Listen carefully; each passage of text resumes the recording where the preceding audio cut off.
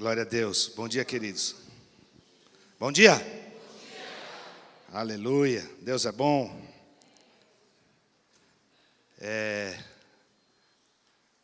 Só um minutinho aqui, eu preciso da outra mão.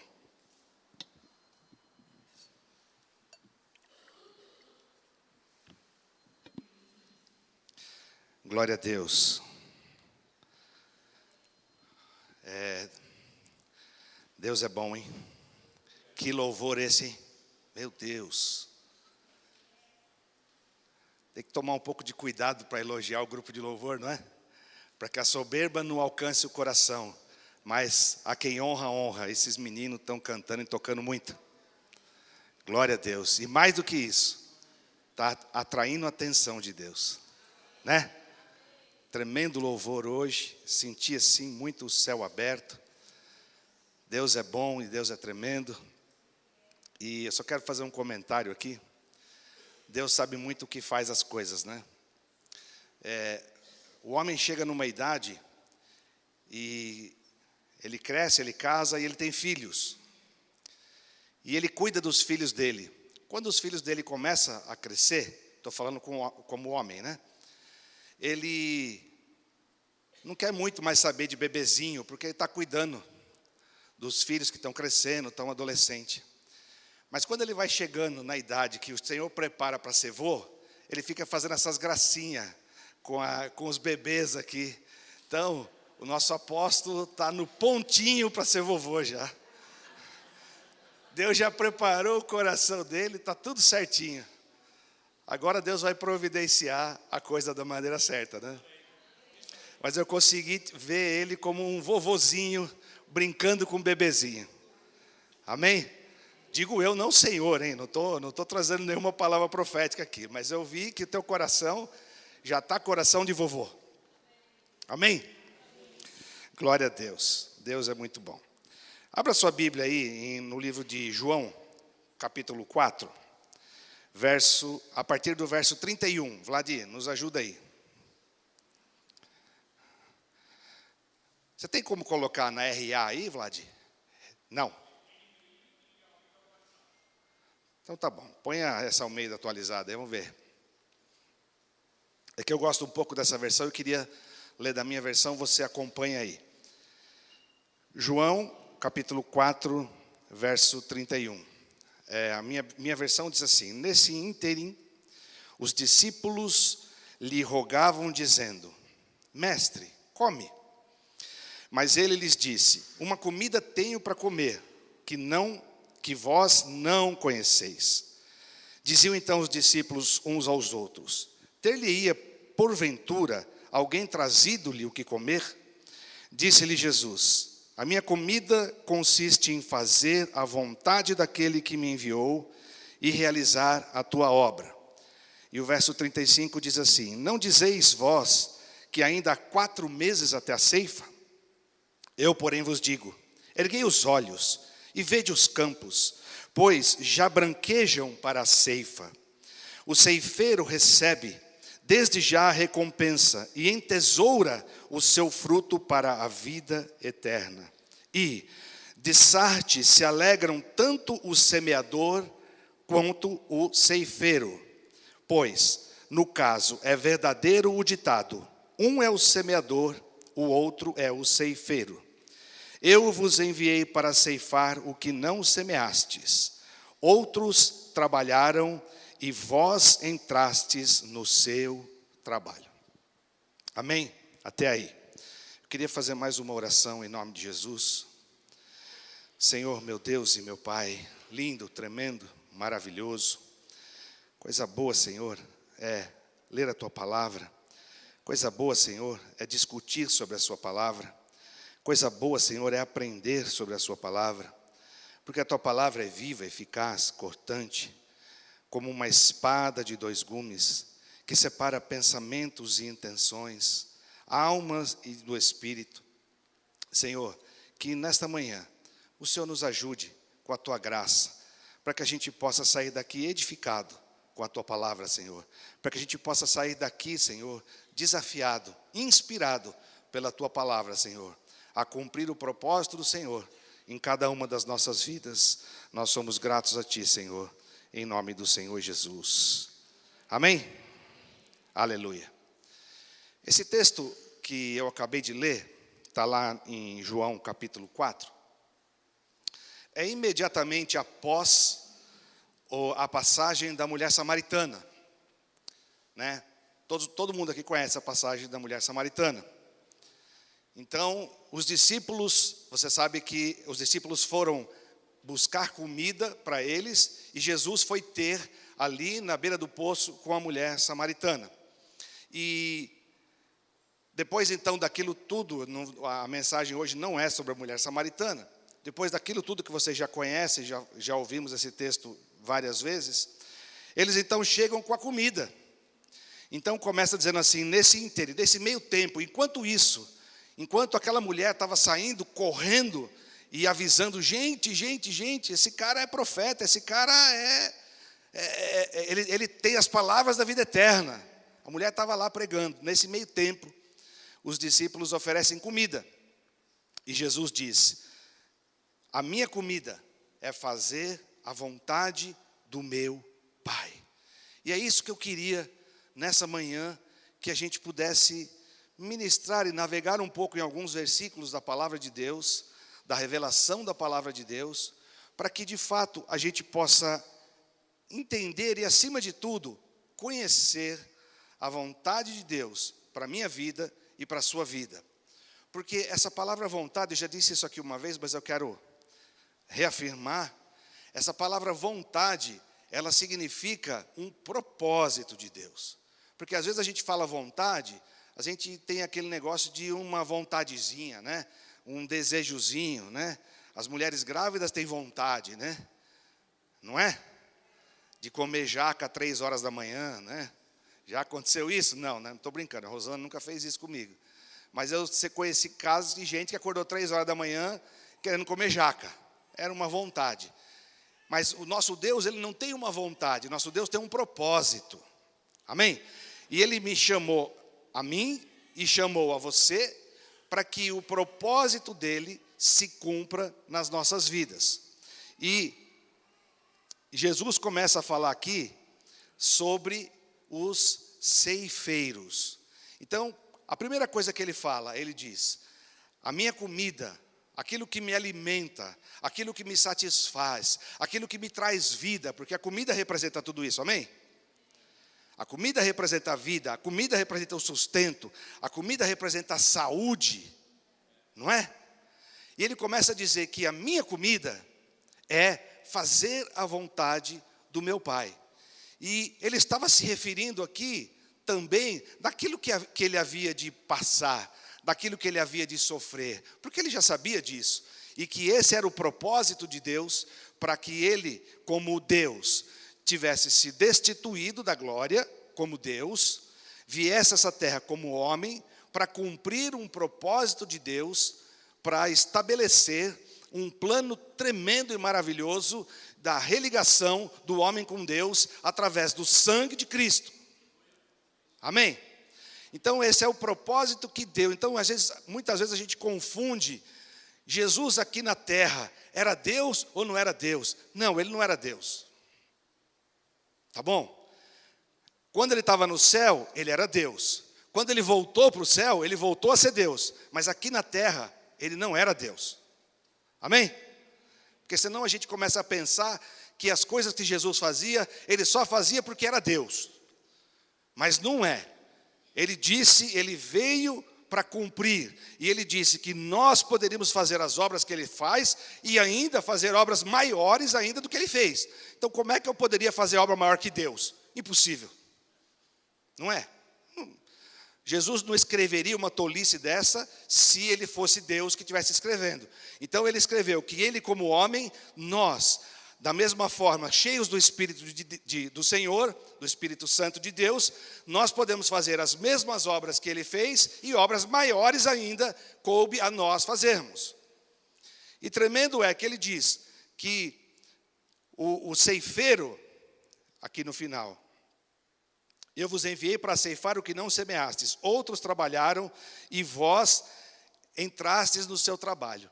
O reino de Deus, ele é tão bem elaborado, ele é tão organizado, ele é uma coisa tão fantástica que quanto mais você aprende sobre o reino de Deus, mais você se fascina como o negócio funciona e como o negócio é organizado e como o negócio é real e como o negócio é verdadeiro.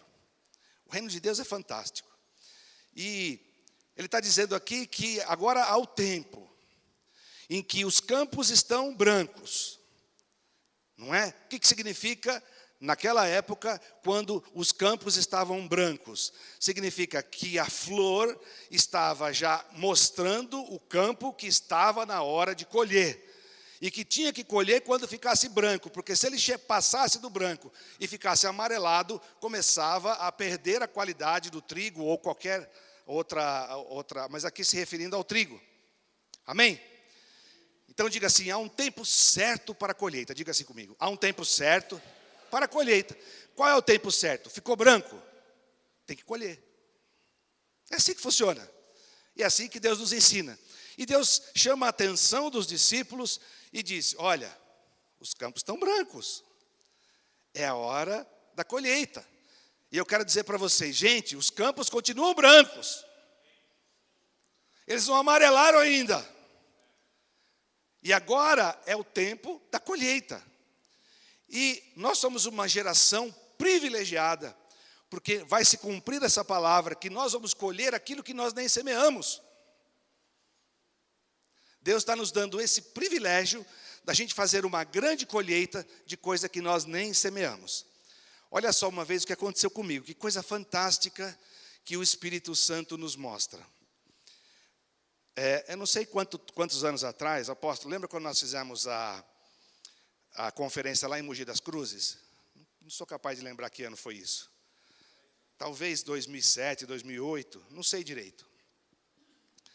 E nós estávamos reunidos, nos reuníamos lá uma vez por mês com o apóstolo Renato, o apóstolo Paulo de Tarso, que estava à frente da organização, e eu estava junto. E mais alguns outros pastores e apóstolos, e nós nos reunimos uma vez por mês. Talvez nos reunimos umas 3, 4 vezes, eu não sou capaz de lembrar direito.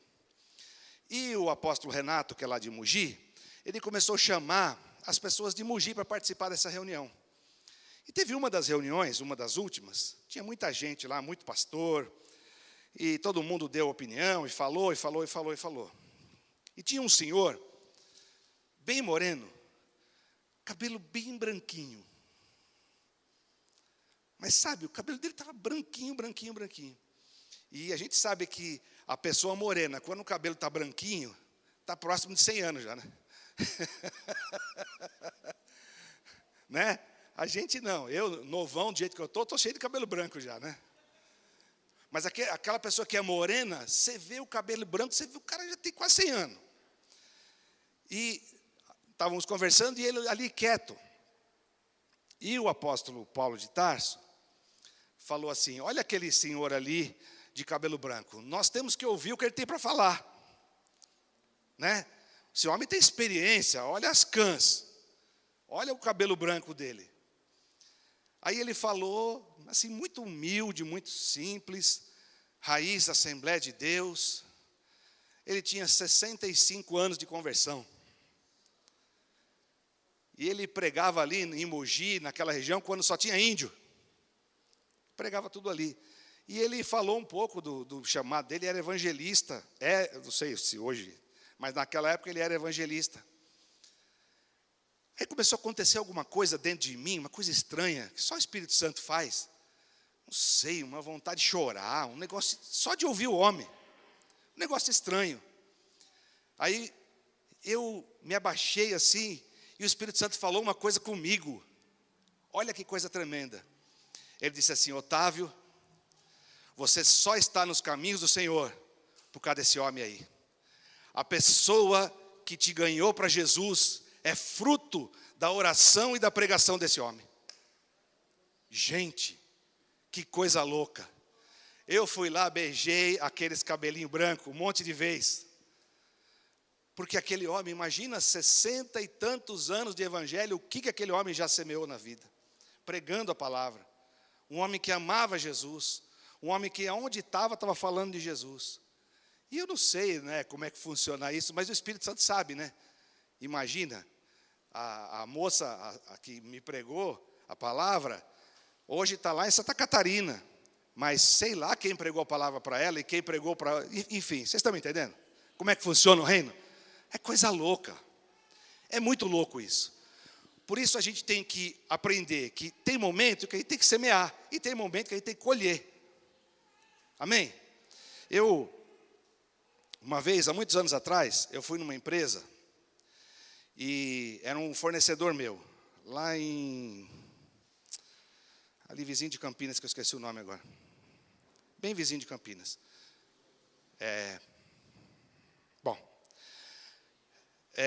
Aí eu fui lá, e no meu cartão da empresa tem 2 frases. A primeira frase é: Cristo é a resposta. E a segunda frase embaixo é: ainda fora é do Senhor Jesus. O meu cartão de visita tem isso.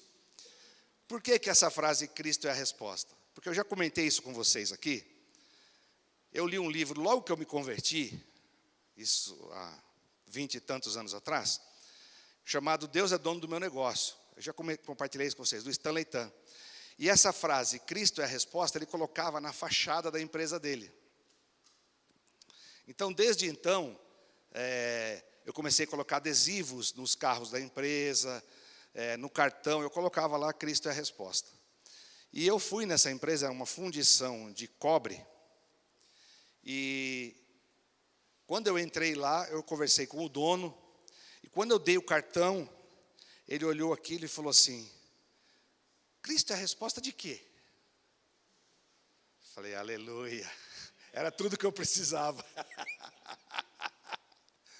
E eu fiquei 40 minutos falando por que Cristo era a resposta para todas as coisas.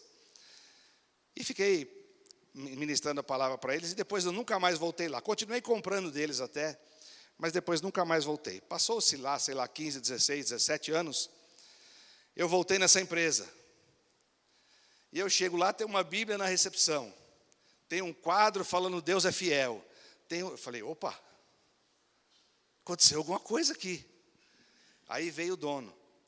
E o dono veio falar para mim que aquela palavra que eu levei para ele, a empresa estava numa situação complicada, ele se converteu, o irmão dele se converteu, a família se converteu, e ele tem um filho pastor hoje.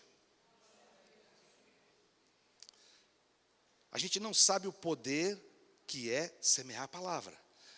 A gente não sabe o poder que é você discernir, agora é tempo de colher, agora é tempo de... Porque o ceifeiro, ele não colhe para si, amém? O ceifeiro, ele é um funcionário. Ele colhe tudo que ele tem que colher e ele entrega para o dono, amém? Os feixes, ele leva os feixes para o dono e fala, Senhor, está aqui, ó. Eu nem mereci, eu não plantei isso aqui, não tive nada a ver com isso. Mas o Senhor, pela misericórdia dele, nos usa para a gente cumprir o propósito dele, que é pregar a palavra. E que é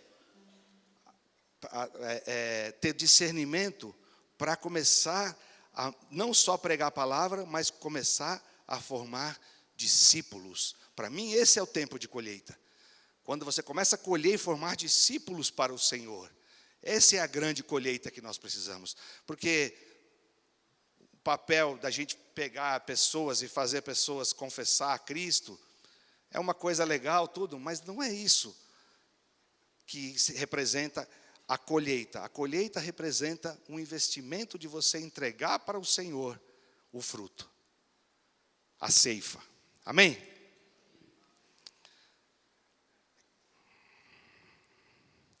Primeira Tessalonicenses 4 e 3.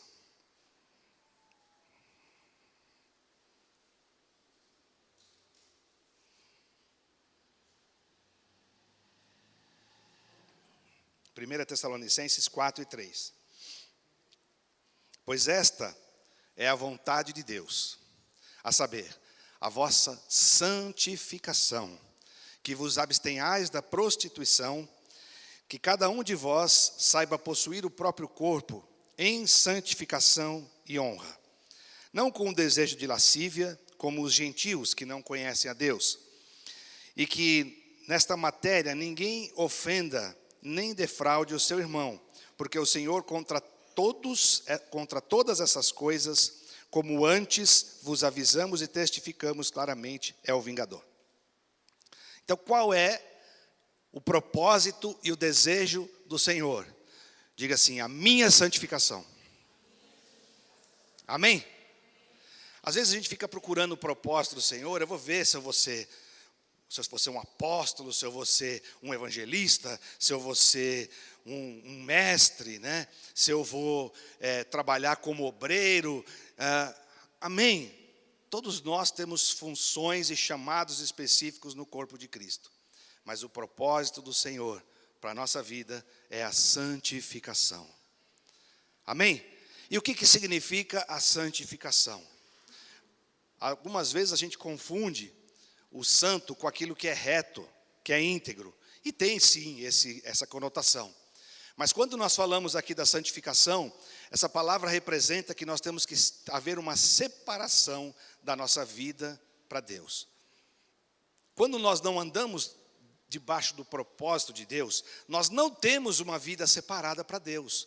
Nós andamos conforme os nossos propósitos, conforme o nosso achismo, conforme aquilo que a gente acha que é.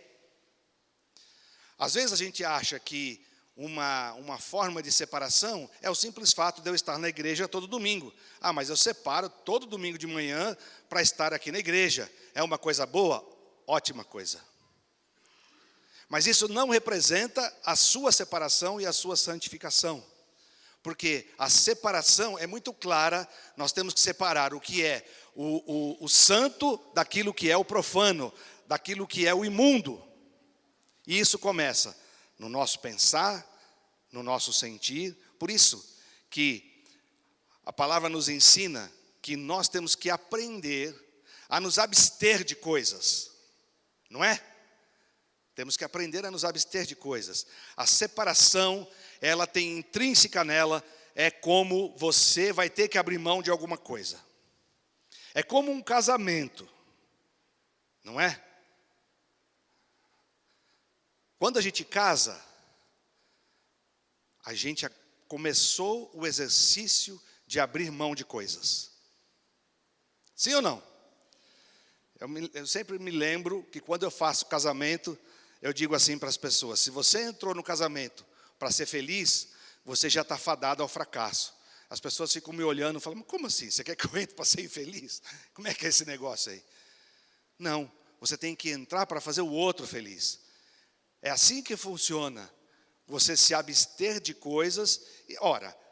E Deus sabe das coisas, gente. Né? Se eu vou fazer de tudo para fazer a Rosana feliz, e a Rosana vai fazer de tudo para eu ser feliz, tem jeito de dar errado isso? Fala para mim. Não tem jeito de dar errado. Dá errado quando? Quando eu começo a julgar as minhas causas. Quando eu começo a julgar as minhas razões. Uma vez eu ouvi o pastor Cláudio Duarte. Quantos conhecem o Cláudio Duarte aqui? Ele ministra sobre casais, né? Aí a mulher entrou no gabinete dele lá para ser aconselhada, cheio das razões e tal. Aí ele falou assim para ela: filha, é o seguinte, o que você quer ter? Você quer ter razão ou você quer ser feliz? Fala para mim. Porque se você quiser ter razão em tudo, você vai criar uma coisa e vai ficar cavando e você não vai ser feliz. Abre mão um pouquinho da tua razão e vai ser feliz, mulher. Não é? Eu morri de rir, e é pura verdade. Então, a gente aprende quando entra num relacionamento com um cônjuge, a gente agora faz tudo que agrada aquela pessoa e aquela pessoa faz tudo que agrada a gente. Que coisa boa. Agora você parou para pensar que Deus compara o nosso relacionamento com Jesus com casamento? É à toa que ele compara com casamento? Por que ele compara com casamento? Porque você vai ter que abrir mão de coisas. Porque você vai ter que fazer coisas que não te agradam a você mais, mas agradam ao Senhor. E aí há uma relação e que Ele vai fazer aquilo que te agrada. Não é? buscar o reino e a justiça em primeiro lugar. E todas as outras coisas vos serão acrescentadas. Olha que princípio tremendo. É um princípio de casamento. Então, não tem conversa. Não dá para você ter um casamento meia boca. Não dá para você ter um casamento que você quer conversar com a tua esposa uma vez por semana. Não vai rolar, não vai dar certo. Não dá para ter um casamento sem intimidade. Sem conhecer um ao outro, no sentido mais profundo da palavra, de conhecer. Que esse conhecer que Deus fala é no sentido mesmo da atração física, sexual, entre homem e mulher. Que nós precisamos conhecer ao Senhor, ter essa intimidade com Ele, e abrir mão daquilo que a gente sabe que desagrada a Deus. Olha como é fácil. É fácil?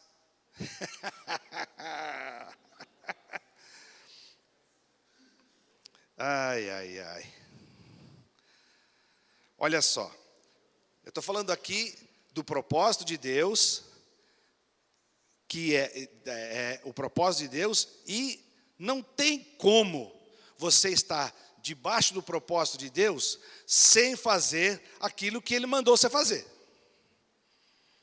Não é?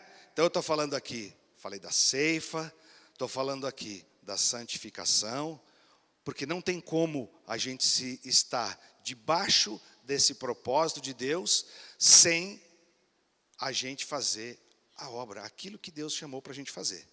Não tem como. O apóstolo, no final do ano passado, aqui se eu não me engano, falou sobre as obras, a importância das obras, né? Ao ponto de que Tiago fala assim no livro dele: ah, você tem fé? Tenho. Então me mostra tuas obras aí. Ah, peraí, você está falando de fé ou está falando de obras? Não, eu estou falando de fé. Me mostra tuas obras. Olha que coisa louca, né? Que a fé sem obra, ela é morta. 1 Pedro 2, verso 13.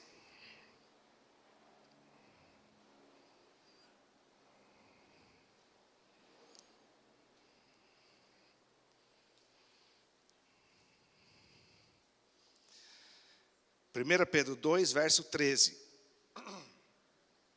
Sujeitai-vos a toda instituição humana por causa do Senhor, quer seja o rei como soberano, quer as autoridades como enviadas por ele, tanto para castigo dos malfeitores como para louvor dos que praticam o bem. Porque assim é a vontade de Deus, que pela prática do bem façais emudecer a ignorância dos insensatos, como livres que sois, não usando todavia a liberdade por pretexto da malícia, mas vivendo como servos de Deus. Tratai todos com honra, amai os irmãos, temei a Deus, honrai o rei. Aleluia. Deus salve o rei. Isso é bíblico. Amém? Glória a Deus. Mas eu quero chamar a atenção aqui, esse versículo me chamou muito a atenção. O verso 15.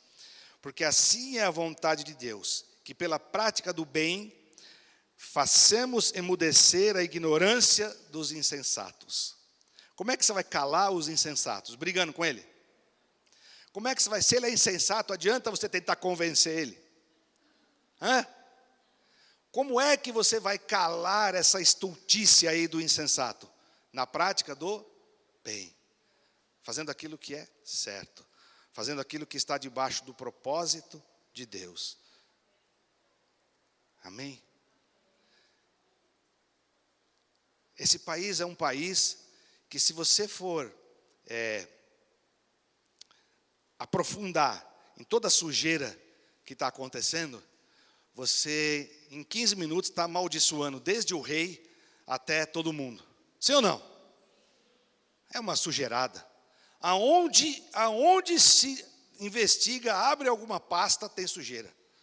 Seja no âmbito federal, no âmbito estadual, no âmbito municipal, de autarquias, seja tudo que for, aonde mexe, tem coisa ruim lá. E aqui Deus está falando que, para que a gente possa cumprir a vontade de Deus, lembra que essa vontade é o propósito. Nós temos que nos submeter às autoridades e temos que orar por eles. Não foi isso que nós fizemos nesses dias? Gente, o Brasil está assim, está mudando as coisas, porque tem gente orando por essa nação há muito tempo. Há muito tempo. Tem gente pagando alto preço de oração, de, sabe, pessoas que a gente conhece que já está há tantos anos, o apóstolo Valnice, o apóstolo Hudson. Quantos anos esse povo já está engajado nesse negócio de interceder por essa nação? Não é? E essas coisas todas estão acontecendo. Por quê? Porque pessoas entenderam o propósito de Deus, se submeteram ao propósito de Deus e começaram a fazer isso aqui, ó, pela prática da coisa certa, calar a boca dos insensatos. Vocês viram o que aconteceu na Bolívia? Não é? O Evo Morales saiu com uma lei dizendo que era crime pregar o evangelho. O mundo inteiro, a nação cristã no mundo inteiro, intercedeu por eles. O povo saiu nas ruas. Foi um mover, olha, eu nunca tinha visto um mover assim. No meu Facebook chegava pedido de oração, a cada 10 pessoas, um estava pedindo oração pela Bolívia. Todo mundo se engajou naquele negócio. E o que aconteceu? Ele voltou atrás. Essa lei não existe mais na Bolívia.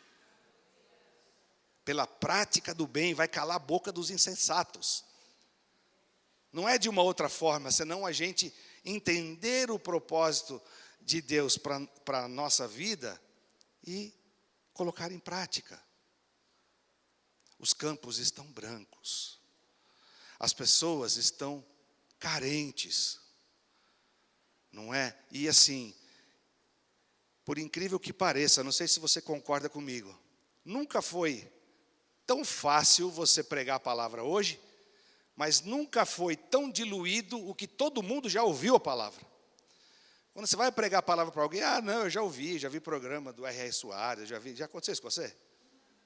Então as pessoas acham que já sabem do evangelho. Foi um evangelho que ele não é semeado debaixo de um propósito de Deus, ele acaba virando ao contrário, acaba sendo uma oposição ao evangelho verdadeiro. Vocês estão me entendendo o que eu estou dizendo? Porque todo mundo conhece Cristo, todo mundo conhece as igrejas, todo mundo conhece os evangélicos, todo mundo conhece os apóstolos aí, todo mundo conhece. Fala de Cristo, não, eu conheço Cristo.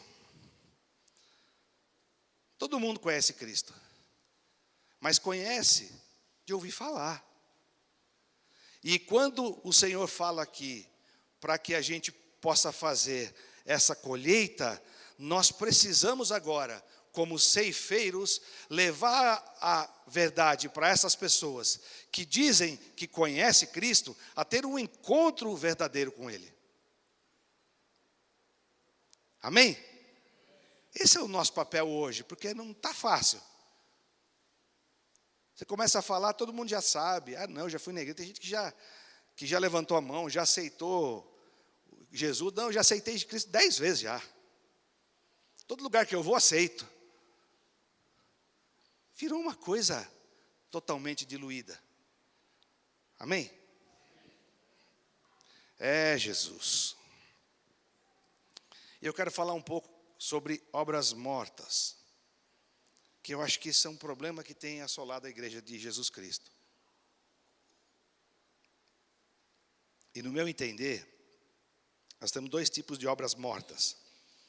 A primeira obra morta é porque a gente vem de uma cultura em que a gente se sente aceito por Deus se a gente estiver fazendo alguma coisa. E aí a gente faz alguma coisa achando que está conquistando a salvação de Deus por obra. Essa obra é morta. Amém? Essa obra é morta. Se você acha que você está conquistando a tua salvação porque você está aqui na igreja, porque você é diácono, essa obra é morta. Não serve para nada. Porque a palavra é muito, muito, muito clara. A salvação, ela é, na nossa vida, não por aquilo que nós fazemos, mas por aquilo que nós nos tornamos. Vou repetir. A salvação, ela não vem na nossa vida por aquilo que a gente faz, mas por aquilo que a gente se torna.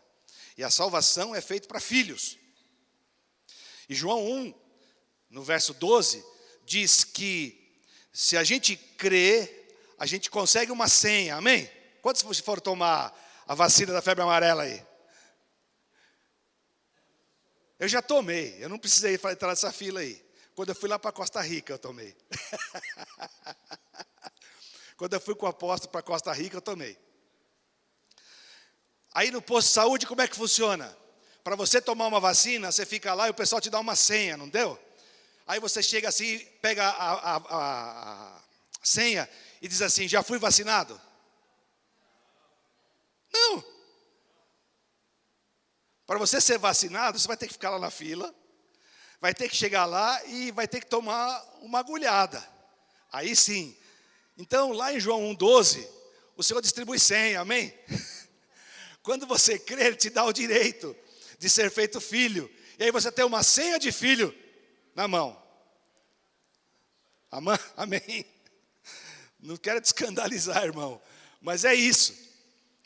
Às vezes a gente acha que eu criei, já sou filho. Não. Nós precisamos desenvolver isso. Como? Entrando no propósito de Deus. Para eu ser filho, tem uma condição.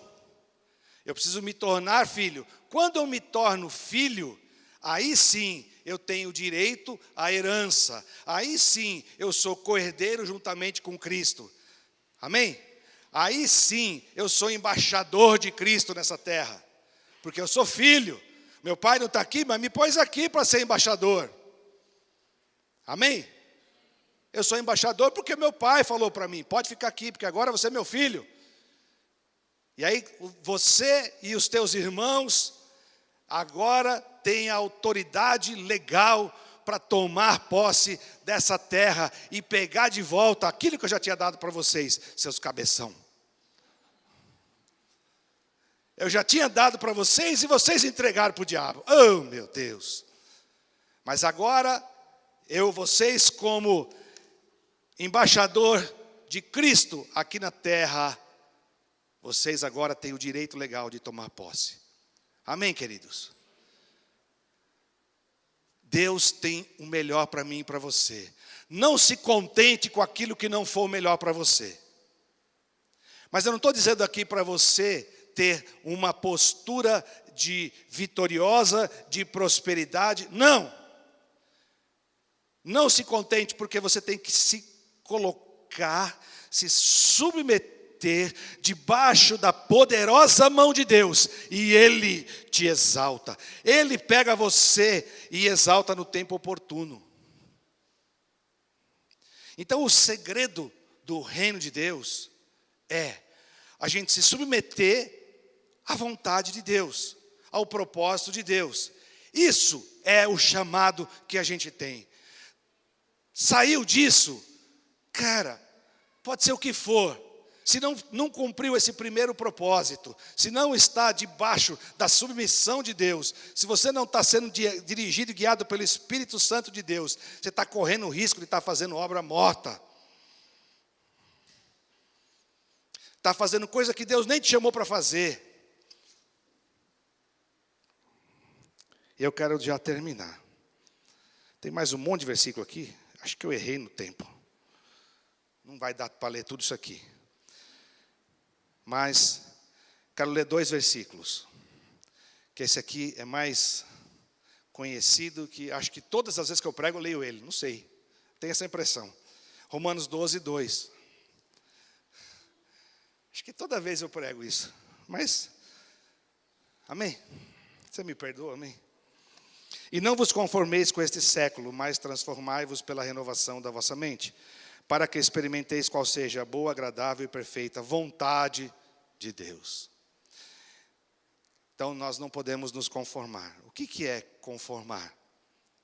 Conformar, no sentido da palavra, é não tomar a forma. É tomar a forma. Então, conformar é ter a forma. Não é? Então, nós não podemos ter a forma desse mundo, deste século, mas nós precisamos transformar pela renovação da nossa mente. O pessoal lá da estalagem gosta quando eu prego isso aqui, porque eu ensinei para eles que mente é nóia. É ou não é, querido? Eles falavam grego nas ruas e não sabiam. Então aqui fala da metanoia, da transformação da mente. Gente, eu oro para Deus me dar o privilégio de eu ter a minha noia aberta, para que eu possa ser transformado o tempo todo. Porque, como a gente gosta de se apegar a coisas antigas e pôr ponto final em algumas coisas e não deixar Deus transformar nossa mente. Não é verdade? Que facilidade que a gente tem de ficar naqueles rudimentos que a gente aprendeu um dia e parar lá. Para que a gente experimenta qual seja a boa, agradável e perfeita propósito de Deus. Você quer experimentar o propósito de Deus? Alarga a tua noia. Amém. Abre a tua noia. Não tem jeito. E essa noia, ela é teimosa, ela não quer abrir. Se não for o Espírito de Deus, você fala, Senhor, abre a minha mente. Para que a gente possa, e aqui quando fala de propósito, bom, agradável e perfeito, e esse perfeito aqui, eu já até falei isso aqui, é no sentido de completo, tá? Então o propósito de Deus na sua vida, ele é completo, ele é feito em ciclos e ele tem começo, meio e fim. E a gente tem que buscar esse entendimento. E não se conformar, não dá para se conformar como o povo de Israel no cativeiro babilônico, 70 anos. Alguém já ficou 70 anos escravo aqui? Não. Não, né? Nosso irmão tem 60 de casado. Né? Aleluia. Pensa, depois de 70 anos, o Senhor olha e diz assim, me busca enquanto se pode achar. Mas depois de 70 anos, acha que tinha jeito de sair do cativeiro babilônico? E aí o profeta Jeremias chama o povo e diz, o Senhor vai visitar vocês. O Senhor, e eu como profeta essa noite, eu digo, o Senhor vai visitar vocês.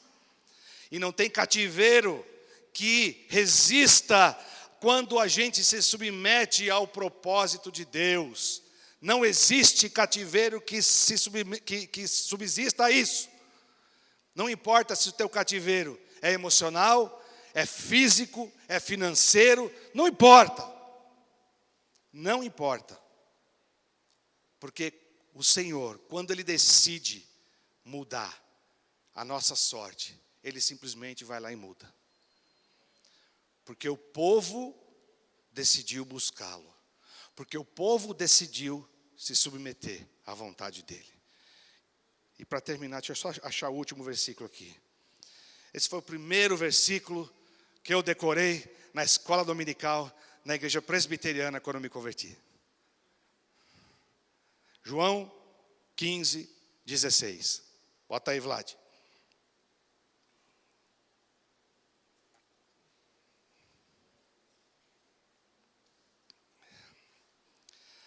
Esse versículo eu quero terminar assim. Não fostes vós que escolhestes a mim. Pelo contrário, eu vos escolhi e vos designei, para que vades e dei fruto, e o vosso fruto permaneça, a fim de que tudo quanto pedirdes em meu nome, Ele vô-lo conceda. Errei ou pulei alguma coisa? Faz 20 anos que é a memória, hein? Ó, de novo aqui. os designei. O Senhor, não foi você que escolheu Jesus. Saiba disso. Ele primeiro nos escolheu. Ele primeiro tocou na minha vida e a sua vida com o Espírito dele. Ele tocou para que as escamas espirituais saíssem dos meus e dos teus olhos. Porque Ele me amou primeiro. Porque Ele me tocou primeiro. Então, quando você tem esse entendimento, Ele diz, eu que escolhi vocês. E você aceitou esse chamado. Mas a escolha partiu do Senhor. E vos designei. Sabe o que é designar? É dar uma ordem específica. Estabelecer. O Senhor te estabelece no reino dele. Para quê? Para que você vá e dê fruto. E não apenas dê fruto, mas o fruto tem que permanecer. Então, você não pode levar fruto diante de Deus e daqui a pouco o fruto não está mais lá. Esse aí não valeu. Diga assim, ops. Esse não valeu. O que vale é o fruto que permanece. E o que é o fruto? Diga assim, frutos são almas. Frutos são vidas. Porque Deus, lá em João 3,16, Ele amou quem? O mundo. Ele não amou os crentes. Ele não amou quem estava dentro da igreja. Ele amou o mundo. Louvado seja o nome do Senhor por isso. Porque eu estava lá no mundão. E como diz a minha avó, mundão velho sem barranco. Estava lá no mundão velho sem barranco.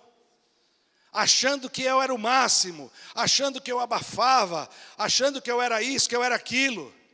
E mesmo com toda a minha arrogância. E mesmo tudo que eu era. Ele me amou primeiro.